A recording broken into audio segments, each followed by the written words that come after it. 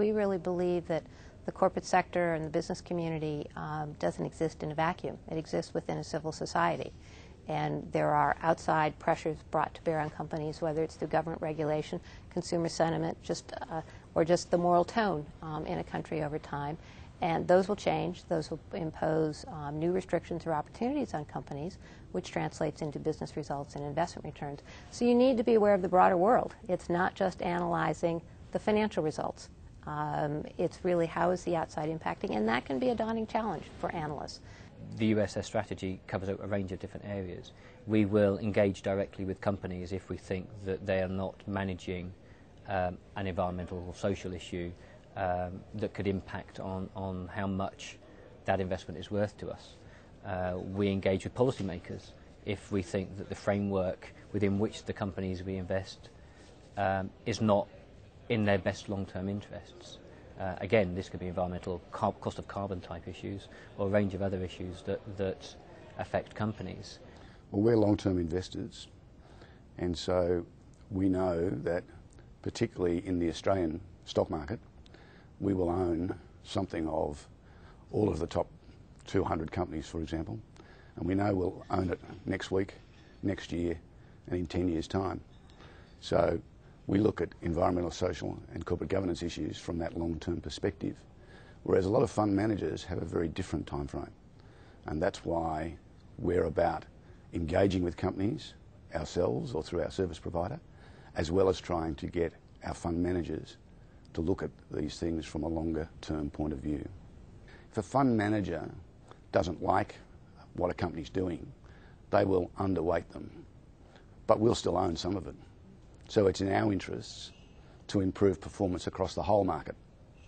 When engaging with companies, it can be done for a number of reasons. One of the most common is actually to get additional information out of companies that can be fed through to portfolio managers. But it's also about sending signals to companies about the types of information they should be publishing and providing to analysts, which again in turn feeds through to our portfolio managers, so again they can make better long-term investment decisions.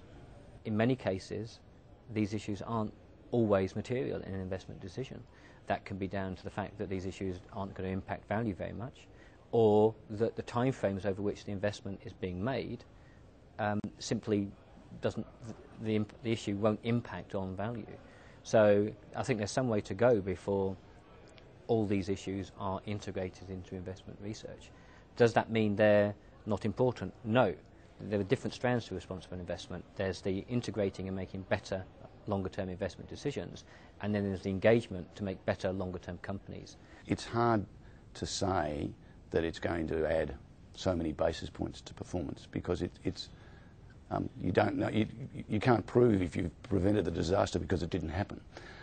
However, through our engagement process, and what we do here is we identify an issue. We're not just looking at a company by company. We start with an issue and we research that issue and we find what companies are impacted by the issue, and then we go and engage them, and we have brought about concrete behavioural change through that engagement. Not on every case where we would have liked it, but on many occasions with constructive dialogue from an owner, and we are the owner, to the management, we can convince the company to change its behaviour to manage a particular risk or particular issue in a different way.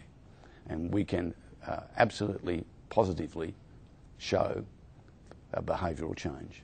We believe that behavioural change will go to the bottom line.